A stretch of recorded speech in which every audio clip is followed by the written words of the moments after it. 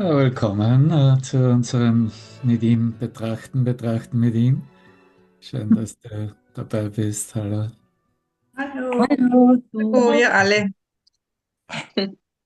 Ja, vielleicht habt ihr Namaste. gemerkt, die schon begonnen haben, die letzte Episode 25 anzuhören, dass es sich in erster Linie um die Heiligkeitslektionen dreht, aber natürlich ist unsere heutige Tageslektion von der Lektion 26 bis 30 genauso wichtig, und ich hätte noch etwas da hinzufügen können und eine Aleph-Session mit einflechten können, aber dann wäre es an die 2 Stunden gegangen, die ganze Episode, dann habe ich es doch gelassen. Die Lektionen, wo wir heute so richtig eintauchen, und das hat eigentlich gestern mit der letzten Lektion schon begonnen, ich weiß nicht, wozu Ja, irgendetwas dient. Diese Lektionen haben wir gewidmet oder werden von Jesus gewidmet dem transformativen Prozess. Das heißt, du wirst in jeder dieser Lektionen bis zum Beginn der Heiligkeitslektionen 35, also für diese 9 Wiederholungen, wirst du Aktionen vorfinden, wo es entweder darum geht, einen Teil von dir anzunehmen, aufheben zu lassen, etwas loszulassen, etwas ersetzen zu lassen. Insgesamt all diese äh, transformativen Aktionen, die uns zeigen dann, wie eigentlich diese Umkehr der Denkweise vonstatten geht. Und aus diesem Grunde sind sie auch so wichtig. Ne? Ob es jetzt ist, dass ich weiß nicht, wozu irgendetwas dient, wie wir gestern eigentlich noch geübt haben, oder meine Angriffsgedanken greifen meine Unverletzlichkeit an, oder es geht dann in diese Entschlossenheit zu sehen, anders zu sehen, hin, dass Gott in allem ist, was ich sehe, weil er in meinem Geist ist. Und dann kommen auch noch ganz, ganz wichtige Lektionen, nämlich ich bin nicht das Opfer der Welt, die ich sehe, ich habe die Welt erfunden, die ich sehe. Es gibt eine andere Art, auf die Welt zu schauen, und ich könnte anstelle dessen Frieden sehen. Und das ist der Übergang in die Heiligkeitslektionen. Und was immer du da herausfindest, oder die Anleitung des Übens ist ja, dass du durch den Tag hindurch absolut Prioritäten haben kannst, welche Lektion verstärkt in deinen Geist kommt, oder du eben lieber wiederholen magst als andere. Es gibt ja eigentlich nur die Anweisung, morgens und abends dann alle 5 Lektionen nochmals durchzuschauen, durchzulesen und zu überdenken. Aber wie du es tagsüber hältst, wird dir vollkommen überlassen. Und vielleicht findest du auch jetzt in diesem Rahmen unseres Zusammenkommens und dieses, dieser Möglichkeit, sich auszudrücken zu einer neuen Wahrnehmung, eben eine bestimmte Art des Übens, einen bestimmten Titel einer Lektion, eine bestimmte Aktion deines Denkens, die dir eben vielleicht wichtiger ist als irgendeine andere, und du möchtest sie gerne hier teilen bzw. reflektieren lassen. Dass, wie schon die Lektion 26 in, in dieser Wiederholungslektion ankündigt, dass es sich darum handelt, aus dem menschlichen Zustand herauskommen zu können oder zu sehen, ich habe eigentlich hier etwas als Mittel zur Verfügung, um aus dieser Denk- und Erfahrungsweise des Schmerzes und Leidens entkommen zu können. Ne? Er bezeichnet es in dieser Wiederholungslektion 26 ja als was als ständiger Angriff erfahren wird. Ne? Und er listet es auf mit Schmerz, Krankheit, Verlust, Alter und Tod scheinen mich zu bedrohen. Ne?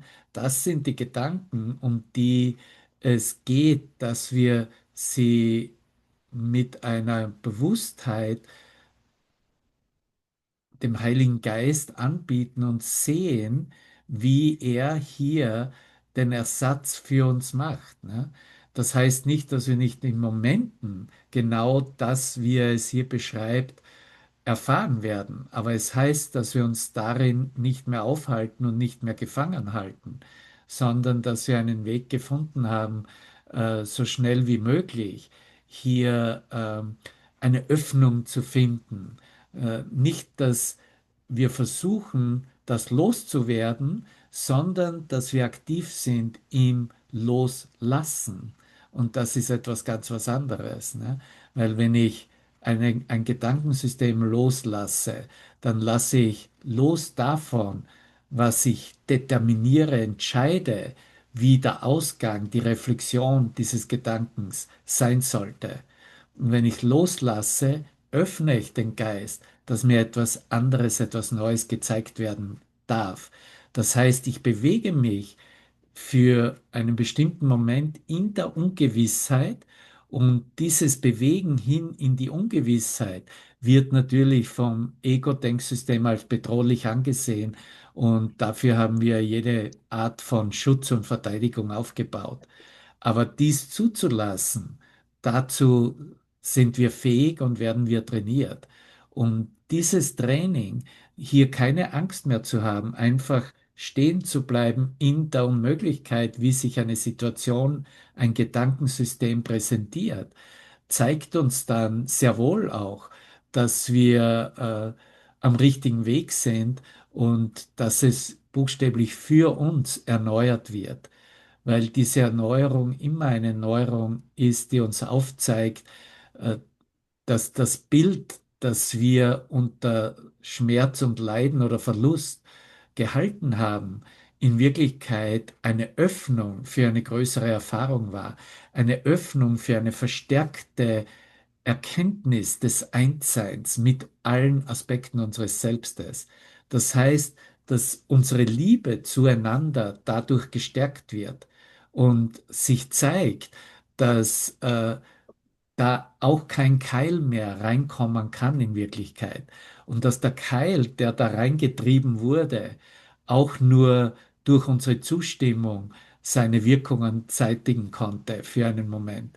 Aber das lernen wir jetzt, da schneller und schneller zu werden und zu sehen, okay, hier ist eine begrenzte Denkweise, da ist etwas, was sich nicht gut anfühlt oder wo ich weiß, dass es offener im Geist erfahren werden kann, aber ich habe tatsächlich diese Macht der Wahl, der Entscheidung für mich und ich bin derjenige, wir entscheiden das für uns, wie wir uns wirklich, wo es langgehen soll, ob es sich öffnen soll in eine Verstärkung dessen, was bereits vereint ist und was die Wahrheit in uns reflektiert, oder ob es bloß wieder eine Neuauflage wird von dem, wie Leiden und Schmerz und Verlust in der Vergangenheit, jeder Aspekt des Todes und jeder Aspekt, wie das Ego es eben als seine Lehre hochhält und anbietet, noch Unterstützung findet oder noch geglaubt wird,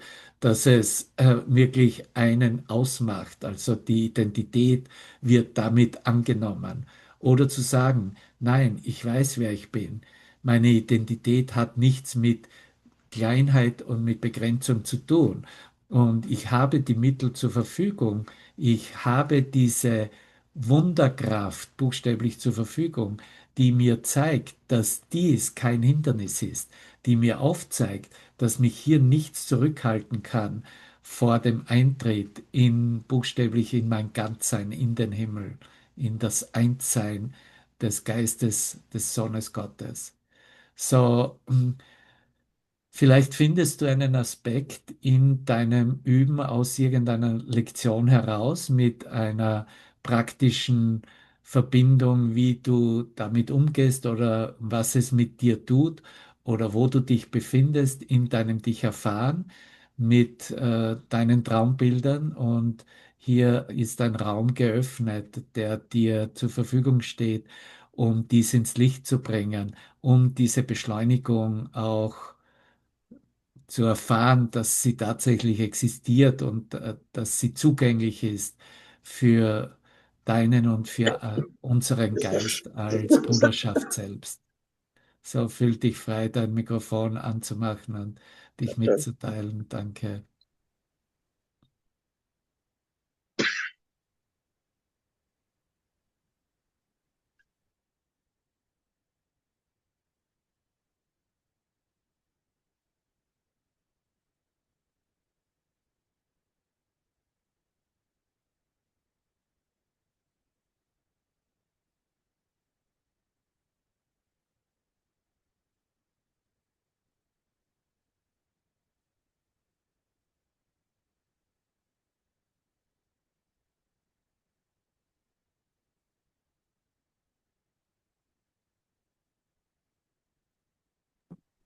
mag gern was teilen. Mhm. Es hängt mit der letzten zusammen. Gott ist in allem, was ich sehe, weil Gott in meinem Geist ist. Mhm. Und da wurde mir heute nochmal so klar, dass ich habe den letzten Satz oder die letzten zwei nicht verstanden mit dem Bezug, bis mir klar wurde, ich bin ein Gedanke Gottes. Also ich bin sein Gedanke, ich bin ein Gedanke und jeder ist ein Gedanke Gottes. Mhm. Und das erinnert, ich habe gestern, wurde mir so deutlich, da habe ich irgendwie zu Brüdern gesagt im Gebet, ich bin so dankbar dafür, dass ich ein Teil bin, ein Teil Gottes und dass mir bewusst wird, wie groß ein Teil ist. Und mein Ego will mir immer sagen, ein Teil zu sein ist blöd. Mhm. Ich will Gott sein. Und ich konnte es da war so viel Dankbarkeit in diesem, ich bin ein Teil Gottes und ich habe überhaupt keine Ahnung, wie groß ein Teil ist. Also so eine Ahnung fängt an und Ja, wunderbar, ja, Sohini. Und das das ist auch ein wollte ich teilen. Hinweis, worauf er uns in der Lektion selbst darauf aufmerksam macht, weil er ja zum Ausdruck bringt, dass das, was wir wirklich sind, was uns gegeben wurde, unsere wahre Identität, die Wahrheit über uns, dass die nicht wirklich verloren gegangen ist, ne? Sondern dass sie bloß vergessen wurde, weil der konzeptionelle Ego-Geist kommt ja davon, und das wurde ja ständig bestärkt, so, das wurde ja mit der Erziehung mitgegeben, ne? Und in der Ausbildung. Ja, du hast verloren und du hast diese wesentlichen Fragmente verloren und du hast sie in einer Vielzahl verloren und jetzt lass uns auf den Weg gehen, um diese Fragmente wieder einzusammeln und zu finden. Ne? Das ist der Egos Heilsplan, wie, wie die Ja, Identität wiederhergestellt werden sollte. Und das ist, wovon du sprichst, ne? Dass da dieser Sinn da ist. Ja, der eine Teil kann ja gar nicht der ganze Teil sein. Ich habe mich fragmentiert verloren und jetzt bin ich ja auf dem guten Weg, um diese Fragmente wieder zu finden und einzusammeln. Und, und Jesus lehrt uns, nein, es war der eine einzige Teil, was die Erkenntnis war darüber, wer du bist. Und dieser eine Teil wurde auch nicht einmal verloren, sondern nur vergessen. Und jetzt erinnern wir uns wieder daran. So, es ist eigentlich eine verheerende Lektion und Erinnerung, weil sie zum Ausdruck bringt, ich kann meine ganze Suche nach meinem wahren Selbst abhaken. Ne? Er stoppt mich da und zeigt mir eigentlich die Suche nach meinen Fragmenten, um sie wieder zusammenzufügen, um die Summe aller Teile. Wenn ich die alle zusammen habe, dann weiß ich, wer ich bin und bin ich zu Hause. Ne? Und er sagt mir eigentlich, das kannst du abhaken. Und so funktioniert es nicht einmal, darum geht es gar nicht. Und du kannst es gar nicht in dem Sinne finden in einer Aufsummierung und Ansammlung von Teilen, die du als fragmentiert, verloren gegangen identifizierst, sondern der Weg, den wir beschreiten, und das ist auch der Weg der Wundergesinntheit, ist ein Weg des sich Erinnerns, weil erinnern kann ich mich letztendlich an einem Teil, dass der eine Teil der ganze Teil ist und alle Teile sind, ne? Weil es nur ein Gedanke ist. Ne? Es ist nicht eine Anhäufung von Wahrnehmungsideen und Erinnerungsideen auf der Zeitlinie. Aber du siehst auch, wie wichtig diese Ausbildung buchstäblich ist hin zu einer neuen Wahrnehmung. Weil wenn ich nicht bereit bin, diese neue Wahrnehmung, was das Sehen mit dem Heiligen Geist ist, das ist wirklich wegzugehen von dem, was die Augen sehen, ne, und Wahrnehmung und ich meine Kategorien dazu aufstelle. Und erst wenn ich dazu gut genug geschult bin, werde ich überhaupt erst erkennen, dass es, wie du eingangs gesagt hast, dass es ein Gedanke ist und dass es um Gedanke geht. Weil ein Gedanke des Ganzseins finden, sagen wir mal, oder des mich Erinnerns des Ganzseins, dieser eine Gedanke in jedem Gedanken liegt. Ich kann in jedem Gedanken unserer Beziehung, unseres Zusammenkommens, unseres gemeinsamen Teilens, selbst wenn es für einen Moment schmerzhaft ist, kann ich eigentlich dahinter den einen ganzen Gedanken finden, der wieder die Liebe eröffnet, der wieder aufzeigt, oh, in Wirklichkeit ist ja nichts passiert, wir sind nach wie vor, wie Gott uns schuf, sagen wir dazu. Ne? Und das ist eigentlich, wo die Macht des einen Gedankens sich eröffnet und sich uns darlegt und zeigt, hey, du hast deine Aufgabe wunderbar erledigt, wenn du dich an den einen Gedanken erinnerst, der dich tatsächlich mit deinem Bruder verbindet und der kein anderer Gedanke ist, kein besonderer Gedanke ist und eben nicht anders ist als das, was dein Bruder ist. Ne? Wo Heilung tatsächlich in unserem Geist passiert, ist an dem Punkt, an dem wir uns erinnern, dass wir tatsächlich der gleiche Gedanke, der gleiche Schöpfungsgedanke sind, dass die gleiche Qualität, der gleiche Charakter, könnten wir durchaus dazu sagen, in meinem Bruder ist wie in mir. Es ist die, die, genau das Gleiche. Und das bedarf aber einer Erfahrung. Und diese Erfahrung kommt nur durch Empathie, durch eine Zustimmung, das ist eine Erlaubnis, eine Zustimmung unserem Geist, mich wieder erneut einzufühlen in meinen Nächsten. Und wenn ich da bereit bin, einzufühlen, weil das Ego sagt ja, nee, das können wir nicht tun. Warum? Weil ich dann Angst habe, dass du als meine Nächste, mein Nächster, mir meine Angst zeigen würde.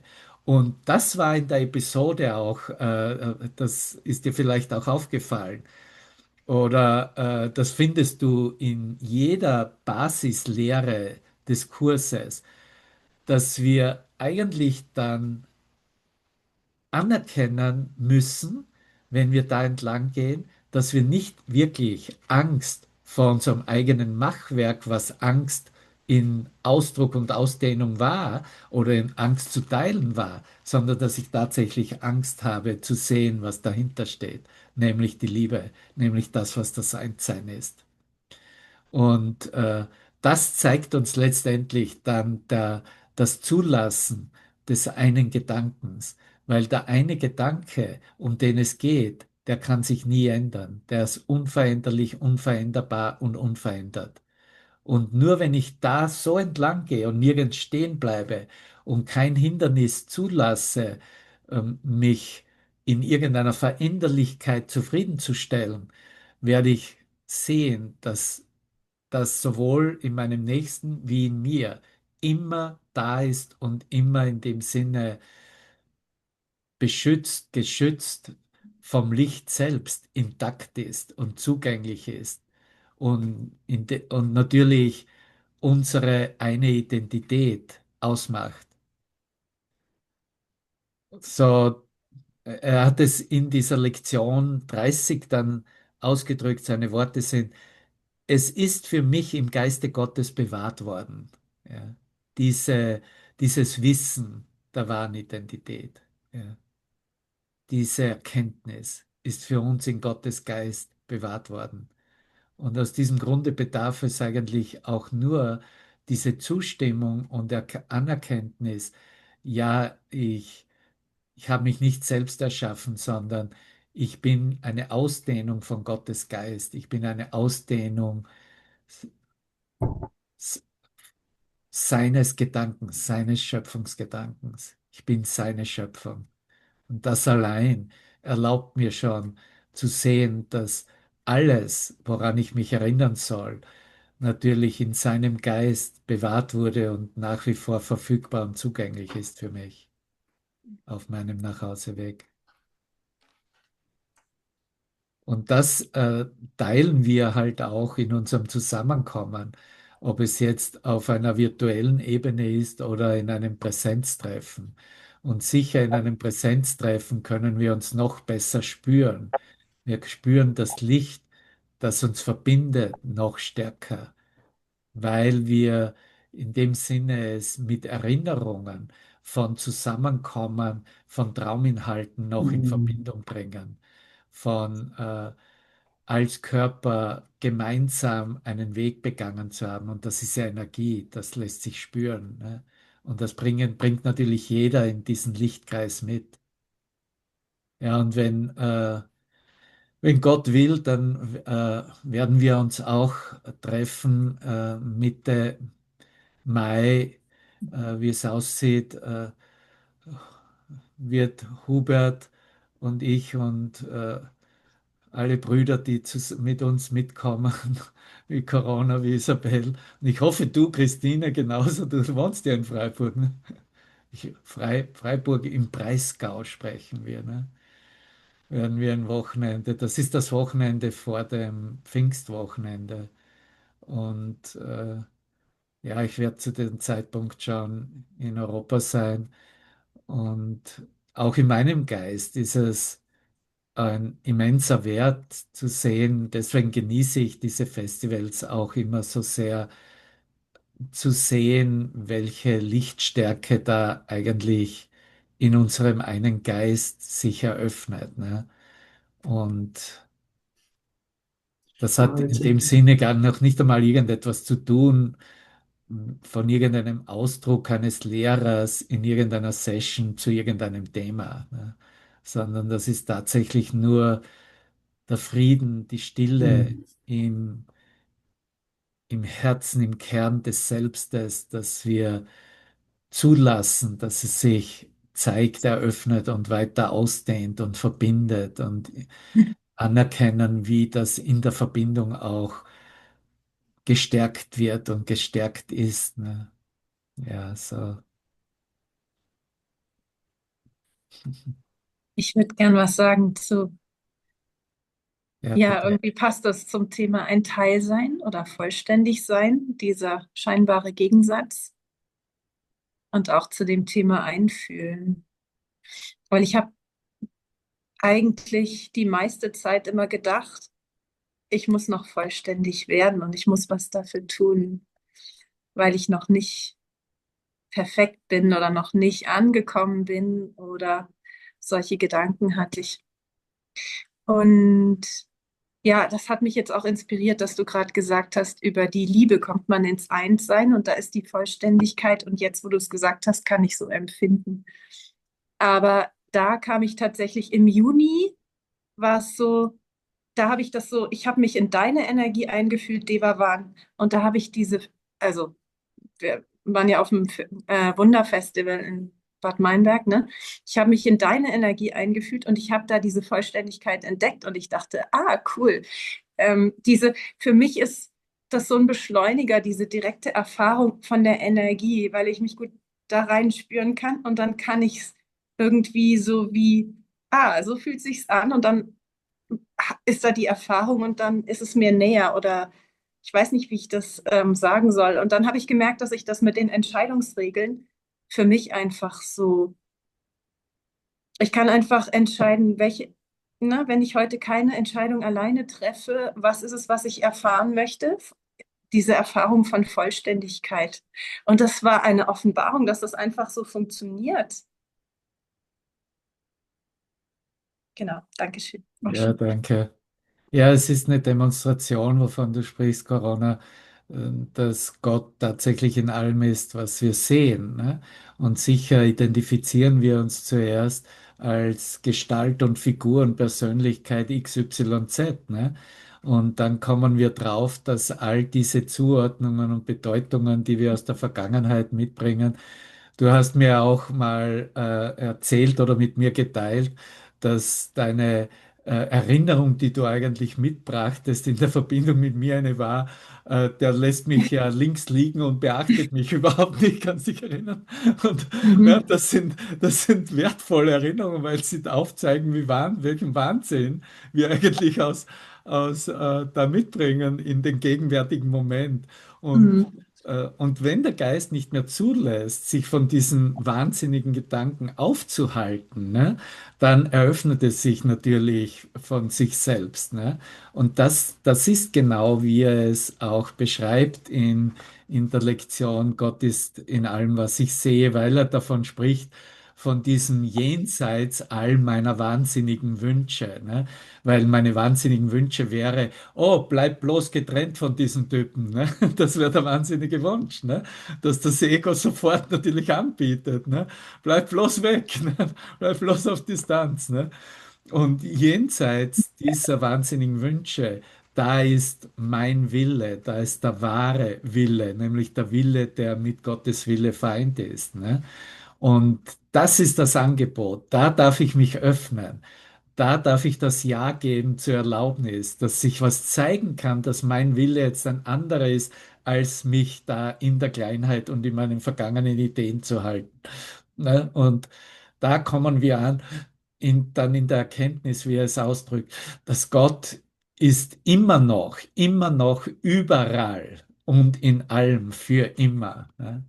Das ist okay. Zeitlinie kollabiert, Lokalisierung wird auf das Hier und Jetzt zurückgebracht und das ist das ganze Universum. Das ist überall in meinem Geist und zu jeder Zeit. Es gibt keinen Ausschluss mehr, keine Ausnahme mehr dazu. Ne? Und natürlich, das ist dann eine Erfahrung des eigenen Lichtes und die was aufzeigt. Ja, stimmt eigentlich.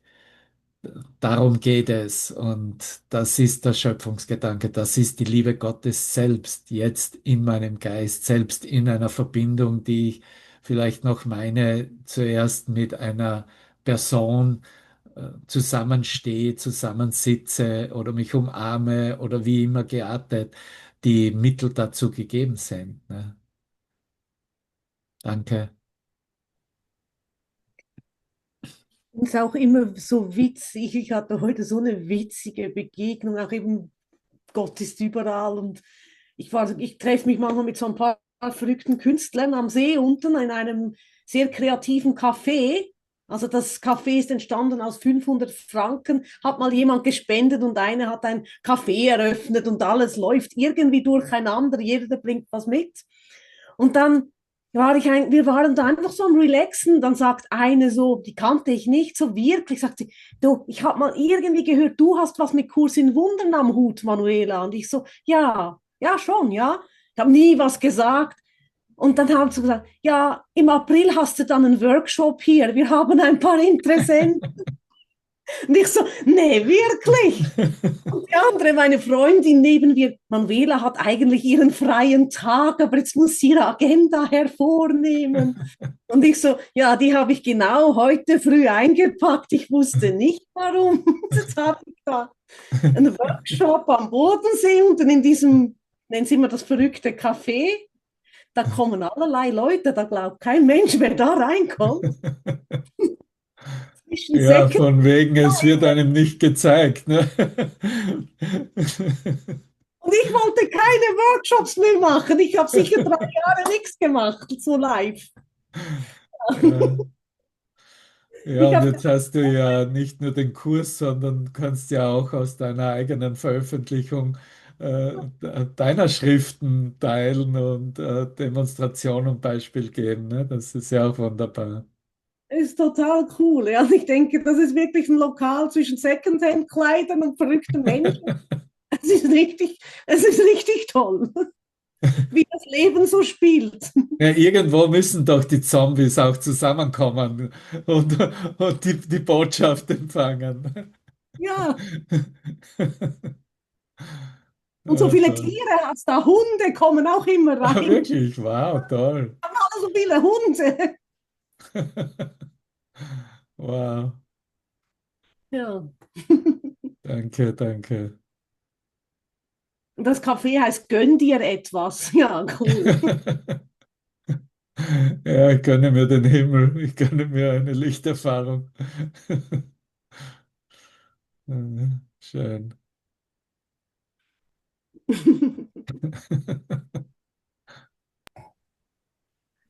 Habe ich das jetzt richtig verstanden, dass am Wochenende vor dem Pfingstfestival in Freiburg ein Treffen ist? Ja, das Wochenende davor ist das Wochenende vom 14. bis 16. Ne? Der 14. ist noch nicht klar, ob am Freitag der Raum zugänglich ist, aber 15. 16. hat der Hubert schon organisiert mit Estelle. Ah, 16., sehr gut. 16., 17. hat Ah, Hubert. 16. 17. ist das? Okay, Ja, der 15. ist, glaube ich, der Freitag. Und wir okay, gucken, ob wir den Raum dann noch reservieren können. ja. Großartig. Ja, ja, hat sich alles, ist gestern irgendwie so in Platz gefallen. Wir haben noch gar keine Details besprochen.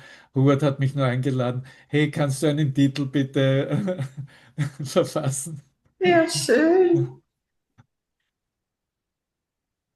Und wo ist das Pfingstfestival? Ist das in Bad Meinberg Ja, oder Bad Meinberg diesmal wieder. Mhm. Ja, wird vielleicht wieder mal Zeit, Manuela, dass du eine. Ich habe dich wirklich mit Bad Meinberg jedes Mal, wenn ich so gehört habe, und da habe ich dich eigentlich gesehen auch. Ja, diesmal. Ich glaube, es ist vielleicht wieder mal angebracht. Ja, du hast auch Die, recht, ich habe tatsächlich Betriebsferien bekommen am Pfingsten. ah, Ich kann nicht wirklich? Ah, okay, auf okay. Rede. Ja, kannst du die Schnürsenkel schon zusammenbinden? Als ich weggewandert bin, kann ich jetzt wieder zuwandern. Ja, genau. Ja, ja. Ich halte es in meinem Geist. Ich habe es auch im Geist, so ist es nicht. Ja, ist ja noch Zeit.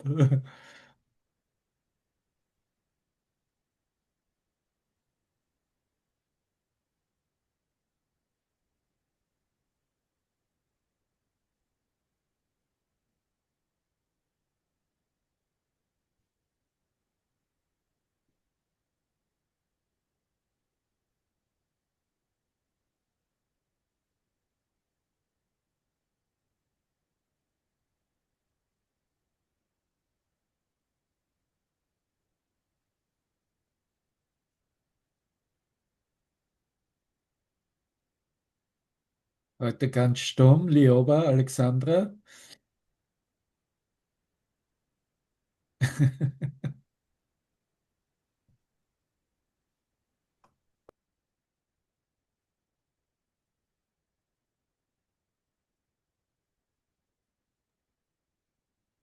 Für mich ist das im Moment sehr viel Information von dir. Das ist ganz toll, aber bringt ganz viel, ja, zwar Tiefe und ich bin sehr dankbar dafür und, aber es entstehen auch Knöten.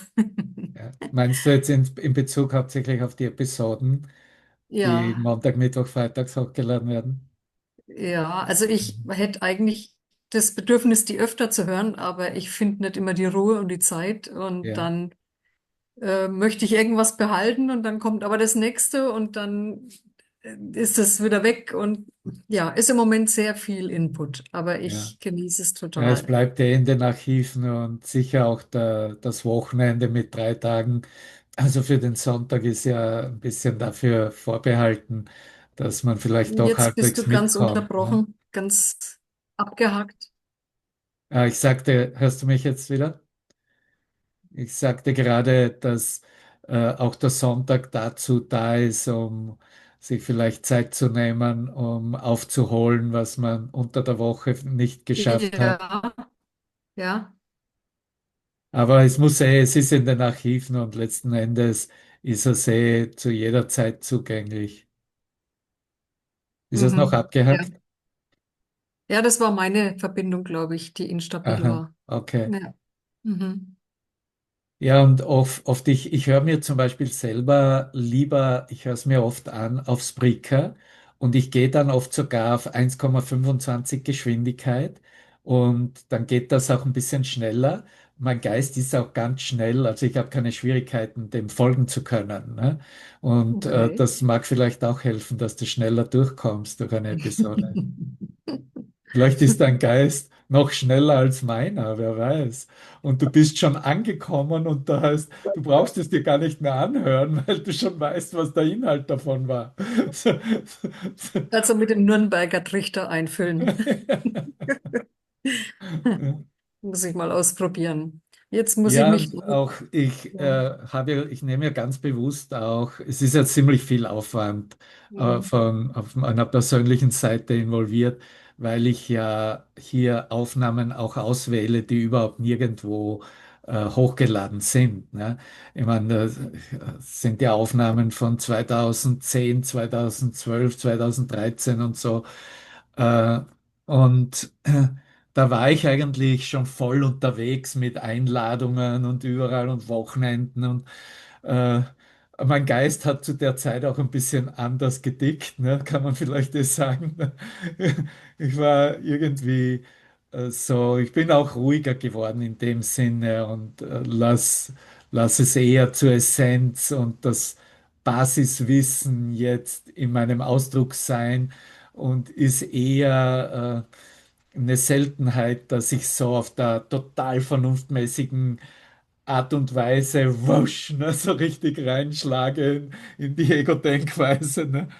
Aber wenn ich dem zuhöre, ich mag schon auch. Ne? Es ist irgendwo eine andere Frequenz, eine andere Art und Weise auch des Lehrens. Ne? Lieber Ron, vielen Dank. Ich muss mich leider verabschieden. Ich muss noch zum Termin und ich höre es mir Okay, dann ja, später schön, dass du nochmal da an. bist. Dankeschön. Wir Ciao. bleiben dran, ja. Danke euch Danke dir. allen. Ja, bei mir ist es so, dass es auch ziemlich viel ist. Also wie Lioba das auch sagte. Ähm, und ich versuche immer, wenn es mich berührt, es zweimal zu hören. Und das habe ich diese Woche gar nicht geschafft. Das war unglaublich viel. Und dann dachte ich so, nee, das geht jetzt nicht, ne? Also es war so viel in Bewegung. Und es hat sich auch eine Angst gerührt. Das ist das erste Mal, dass ich eine Angst spüre. Ähm, und das ist ein bisschen seltsam. Also das verstehe ich noch nicht richtig. Es ist mehr, dass ich so, also ich fühle mich wie gezogen, von wegen, jetzt mach doch endlich. Ich weiß gar nicht, wie es, also nicht von dir, ne? So, aber innerlich. Also dieses, nun lass doch endlich los von dieser Erfahrungswelt. Du hast doch schon so viel Erfahrung gemacht. Was willst du denn noch? Es ist so eine Angst loszulassen, ne? Mhm. Ja, was mir dazu einfällt, liebe Alexandra, ist, erstens mal sind das immer Zeichen, dass das Ego bereits präsent ist und sein Spielchen anbietet. Ne? In dem Mhm. Moment, wo ich ein Gefühl habe, dass ich nicht gut genug bin oder dass ich es nicht gut genug mache oder dass ich nicht wirklich jetzt es so nutze, wie ich meine, dass ich es nutzen könnte oder sollte, hat das Ego schon natürlich dich voll im Griff. Ne? Mhm. Und da ist halt wichtig, das zu durchschauen, was da eigentlich im Hintergrund läuft und warum es so ist, dass das auch gar nicht durchschaut wird sofortig. Ne? Und was da halt im Hintergrund läuft, ist halt die Idee, es gäbe etwas zu verstehen. Ne? Und es gäbe etwas, was, wenn ich auf der Zeitlinie mit dem entlang gehe, mit dem Programm, dass ich es dann gewinnen könnte. Ne? Weil das Mhm. Ego kann ja gar nichts anbieten im gegenwärtigen Moment und aus einer Gewissheit des Selbstseins, der Selbsterkenntnis, weil es das überhaupt nicht kennt. Ne? Es hat keinen Ja. Zugang dazu. So, es wird immer nur darlegen etwas, was in dem Sinne auf der Zeitlinie einen Prozess bestimmt und einen Prozess beurteilt und wird natürlich nicht zurückhalten Mhm. mit Selbst und Verurteilungen oder mit Geringschätzungen und Geringwertschätzung und wie immer wir es heißen und benennen wollen, Mhm. mit Wertlosigkeitsgefühlen und Wertlosigkeitsgedanken, ne? Oder eben nicht gut genug zu sein. Ne? Was eigentlich angeboten wird, ist ja eine Verstärkung des Denkens mit dem Heiligen Geist. Das heißt, Ja. ich werde ausgebildet, wie der Heilige Geist mit der reinen Vernunft alles sehen und denken und erfahren zu können. Ja? Diese Mhm. reine Vernunft ist eine Verfeinerung der Denkweise, die eben lernt, die Denkweise von Zuordnungen und Kategorisierung, also buchstäblich aus Wahrnehmungsinhalten herauszugehen und zu Mhm. sehen, welche Denkweise möglich ist, zwar Ja. noch mit einem letzten Bild oder einer Erinnerung, die ich mitbringe, aber nicht mehr hier bleibt und sich nicht mehr hier bestimmt in Raum und Zeit auf der Zeitlinie in einer Persönlichkeit. Mhm. Und dieses vernunftmäßige Denken mit dem Heiligen Geist löst natürlich das Ego auf. Da gibt es kein Ego drin. Das Ego hat null Aspekte darin, außer die Darstellung des Humors und der Witzigkeit, das, was überhaupt noch als Wahrnehmung übrig bleibt. Es wird in Mhm. unserem Geist vollkommen klar, dass das ein totaler Witz ist, was wir hier machen, Mhm. einschließlich einer Lehrdemonstration mit etwas zu lehren, hey, Sie Welt, ich habe es jetzt so und so verstanden oder endlich habe ich es jetzt verstanden, was der Devavan da gelehrt hat. Ne? Das Mhm. ist ein totaler Witz, ja, weil um Ja. das geht es überhaupt nicht. Ne? Und Mhm. das muss ich erkennen, das kann ich lernen zu erkennen, äh, Ja. weil das der Heilige Geist im Hintergrund immer anbietet. Und wenn ich diesen Schritt mache, dies zu erkennen, dann werde ich mich nicht mehr aufhalten lassen von diesem Gechattere, dieser Stimme, Mhm. dieses Vögelchen im Hintergrund, das sagt, oh, das hast du jetzt nicht gut genug verstanden, oh, das solltest du ja besser verstehen können Mhm. und oh, was könnten wir jetzt machen, um das besser zu verstehen, ne? Ja. Das ist die Ego-Deutung dahinter. Und der Heilige Geist sagt, geh einfach in dieser Beschleunigung weiter und Mhm. akzeptiere nicht nur, dass es nichts konzeptionell zu verstehen gibt, sondern dass alles konzeptionelle Verständnis bereits in dir ist und du Zugang Mhm. hast. Du hast Zugang zu jedem konzeptionellen Verständnis. Du bist die Professorin von allen wissenschaftlichen Richtungen, die es jemals gegeben hat oder jemals eröffnet wurden. Alles Mhm. Wissen, was menschliches Bewusstsein haben kann, ist bereits in deinem Geist, wurde dir bereits gegeben, ist zugänglich für dich, wenn du es möchtest, wenn du es wählst. Aber natürlich macht es überhaupt keinen Sinn, weil ich mich ja gar nicht hier aufhalten möchte. Ja, Also bitte nicht vielleicht noch mehr wissen. genau, es akkumuliert ja nur dann noch und Ja, macht eigentlich verrückt im Geist. Ne? ja. Aber die Tatsache ist, es wäre zugänglich. Ja? Und ich Mhm. glaube auch, dass Jesus letztendlich diese Demonstrationen, auch die Demonstration der Steinigung, auf dieser Ebene demonstriert hat und aufgezeigt hat, dass eine Zugänglichkeit da ist zu Mhm. einer verfeinerten Denkweise, in der ein Handeln in der Welt, also das Steinewerfen, vollkommen verunmöglicht wird. Ne? Und Mhm. das kam nicht aus irgendeiner logischen Schlussfolgerung, sondern das war, dass er diesen Zugang genutzt hatte, in dem alles Wissen, in dem auch bereits das Wissen da war und sich eröffnet hat, dass es letztendlich nur um die Unschuld geht und Mhm. um den Unschuldsgedanken geht. Und so wurde das natürlich in der Ausdehnung auch gespürt von allen Anwesenden. Und es war Mhm. für sie unmöglich, einen Stein zu werfen. Ja? Ja. Und äh, das kannst du natürlich für dich selber beantworten, genau in der Richtung. Und zu sagen, okay, ich brauche mir überhaupt keinen Druck machen, weil letztendlich alles Wissen, wovon Devan spricht, bereits in mir ist. Aber Mhm. ich stimme trotzdem zu, dass es sich in mir verfeinern wird. Niemand weiß, wo du stehst oder wo ich stehe. Niemand weiß das. Niemand hat das Recht, das zu beurteilen. Verstehst du? Das weiß nur Mhm. er außerhalb von Raum und Zeit, wo wir Mhm. stehen. Aber er durch unsere Einladung und unsere Erlaubnis darf mit uns arbeiten, dass sich die Denkweise verfeinert, so lange hin, bis nichts mehr gesehen wird, was eine Struktur aufweist, die Vergänglichkeit aufweist, sondern dass nur mehr das gesehen wird, was eine Ausdehnung des schöpferischen Lichtgedankens selbst ist. Mhm. So werden wir geschult und verfeinert. Darum geht es eigentlich. Okay. Diese Bewusstwerdung und Stärkung des vernunftmäßigen Denkens mit dem Heiligen Geist bestärkt auch unser Ja, arbeite mit mir außerhalb von Raum und Zeit, damit ich hier nicht stehen bleibe und mir sage, entweder ich bin nicht gut genug oder ich weiß eh schon alles. Das Ich weiß Mhm. eh schon alles ist auch nicht gut genug. Nee, nicht wirklich. Ja, so, und somit sind wir eigentlich wieder genau, wo ich es auch haben möchte, in der vollkommen persönlichen Transformation. Und wir werden persönlich geführt von ihm und wir werden persönlich in dieser Verfeinerung weiter ausgebildet, Anführungszeichen. Ne? Ja, also die Führung spüre ich sehr, ne?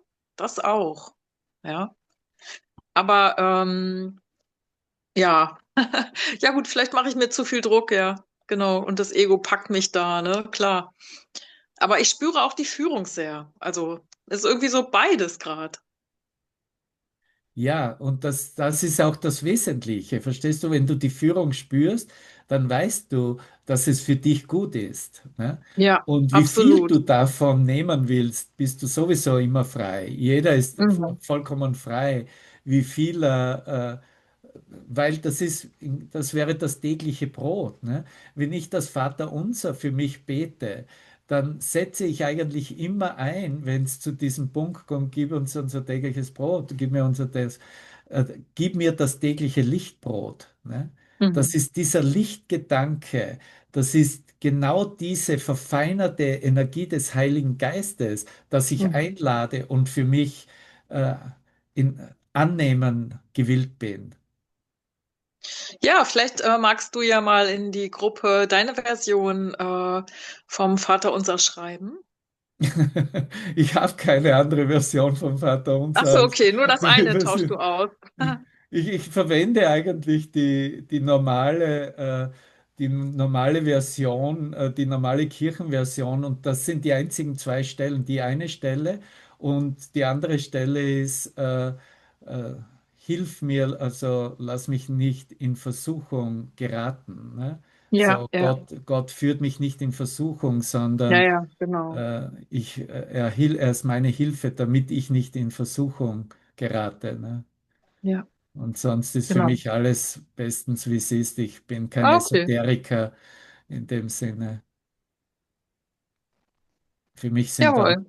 die neuen Versionen nett und schön und was immer für Übersetzungen aus dem Aramäischen, und das waren auch zwei Teile aus dem Aramäischen, ist für mich alles okay, alles gut. Mhm. Gut. Vielleicht Aber können Sie mal weißt du, Dankeschön. noch, auch diese Gruppe zum Beispiel, die wir geöffnet haben im Telegram-Kanal, die ist ja dafür da. Ne? Und vielleicht brauchen diejenigen so wie du da auch ein bisschen mehr Raum und fühl dich da wirklich frei, dich auszudrücken und auch das zu teilen, wie es dir gerade geht in Momenten, Mhm. ob du es jetzt für dich in Anspruch nimmst oder nicht. Das ist alles wertvoll, weil es Mhm. letztendlich ja nur ein Raum ist, in dem wir uns ausdrücken können, wie es uns damit geht mit dem Programm. Ne? Und zu sehen auch, da bin So. ich nicht allein und da stehe ich nicht allein. Ja. ich hatte gerade noch die Idee im Vater unser, diese, und vergib uns unsere Schuld, die Zeile zu ersetzen, weil ja Gott gar keine Schuld vergibt, weil er keine Schuld sieht. Und hilf uns die Idee der Schuld zu vergeben oder Ja. so. Aber ich habe einen Glauben an Schuld, oft setze ich dazu ein. Ne? Vergib mir meinen Glauben. Ne? Oder Und so. hilf mir, dass ich Mhm. meinen Mhm. Glauben an Schuld selber vergebe. Ne? Also Mhm. das können wir dann auch so halten, wie es für uns stimmt. Ne? Ich fand auch immer das Lehren, auch was Corona so gesagt hat, als sie gedacht hat, Devavan lässt sie so links liegen. Ich habe früher immer gedacht, Devavan lernt immer allen so viel vom Kurs. Und mir erzählt er übers Wetter, übers Essen. Und einmal hat er gesagt, ich soll mal alle meine Vögel aus dem Kopf entlassen. Ich habe keine, also ich habe es ihm, glaube ich, nie gesagt. Ich hatte so einen Stress mit diesen Vögeln damals. Und das hat so viel verändert. Habe ich gedacht, die anderen müssen die Lektion machen, ich muss wieder in die Natur die Vögel freilassen. Und ich bin wirklich raus in die Natur und habe diese Vögel, also meine Gedanken, rausgelassen. Und dann habe ich monatelang Mäusebussarde beobachtet und ich hatte so eine Einheitserfahrung.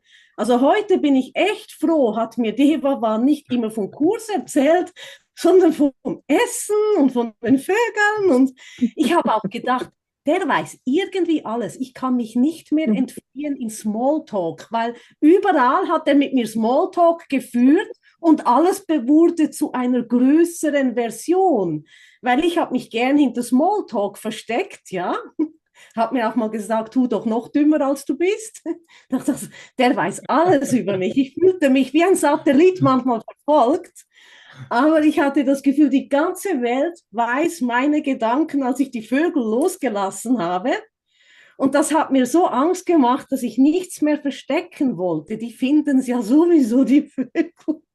Also ich finde dein Lehren, auch wenn sich's verändert hat, ich fand immer, Deva war nicht so kreativ. Der weiß echt mit jedem, wie er mit ihm zusammensitzen soll. Ich hoffe, es hat dich nicht so gelangweilt. Ja, danke, dass du mich hier richtig aufdeckst. Das ist ja wunderbar. Und ich sehe es für mich ganz persönlich eher auf der Ebene, dass wenn wir zusammenkommen, dann haben wir auch ein Gespür dafür, ob wir mit dem Bruder eine bestimmte Vergangenheit teilen und den Weg vielleicht viele Male in vielen Leben vielleicht gemeinsam begangen sind. Ne? Und das hatte ich bei dir eigentlich immer schon von Beginn an. Ne? Und da ist es auch, da werde ich persönlich auch geführt, es wirklich simpel zu halten, ne? Und auch auf der Ebene der Wahrnehmung, unserer Erinnerung als Mensch auch die ganze Lehre zu halten. Ne? Da besteht nicht wirklich eine Notwendigkeit, jetzt verstehst du, da ist irgendwo eine Gewissheit, hey, hier haben wir uns wieder getroffen, wunderbar. Und jeder hat den Kurs sowieso zur Verfügung und der Kurs lehrt uns beide sowieso bestens. Warum müsste ich da jetzt irgendwas erwähnen oder zitieren, ne? Sondern da kommt eher ein Vertrauen dann durch, dass das sowieso jeder bereits so verwendet, weil nur durch diese Verwendung dieser Lehre wir wieder zusammengekommen sind, weil das Zusammenkommen die Basis hatte von wir treffen uns wieder und diesmal treffen wir uns wieder rein im einen singulären Geist, der sich hingegeben oder zustimmt, dass es diesmal wirklich vollbracht werden muss und soll und dass es wirklich nur ums nach Hause gehen geht. Ne? Sonst würde man sich gar nicht wieder treffen. Ne? Wenn der Zweck so gesplittet wäre, dann hätte man nichts miteinander, dann würde man was immer für eine Zeit oder Situationen brauchen, dass das überhaupt passieren könnte. Ne? Aber wenn man sich wieder getroffen hat und eine Erfahrung der Selbsterkenntnis hat, dann kann man auf jeden Fall sehen, wie die Wetterlehre alles lehrt, was dieser Kurs lehrt. Ne? Also, ich muss sagen, ich habe gestern Oder die Bussarde. Ne? Mäusebussarde gesehen, habe gedacht, ah, hallo, Deva. Ja, genau. Das Genau, ist so schön. genau. Also echt, also ich bin echt dankbar. Also, das war Ja, schön. Wunderbar. Danke toll. dir auch.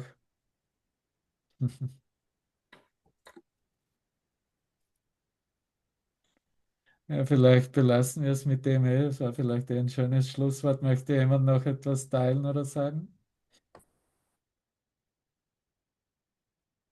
Okay, dann werde ich noch einen Ich Abschluss. liebe euch. Ich liebe euch, ja, genau. Danke, Danke, ich liebe danke. euch. So schön mit Ich, euch. Herzlich. ich wollte noch was sagen, die war, Ja, gerne. weil die Manuela von Bussarden spricht. Ich denke immer, wenn ich eine Kuh sehe an dich, weil wir so einen guten Austausch hatten in England mit den Kühen. Die Stimmt, stimmt. Geburtshilfe oder was? Genau. Meine Ja, Kaiserschnitterzählungen. genau. Wie nähe ich den Bauch einer Kuh zu? Ja, war Ohne von super. oder wie schneide ich ihn auf, ohne von einem Strahl von Blut Ja, getroffen genau. zu werden im Gesicht. Ja. Ne? Ich glaube, das war die Erzählung. Ja, super, ja. Danke, danke euch. Okay, I told you lately that I love you.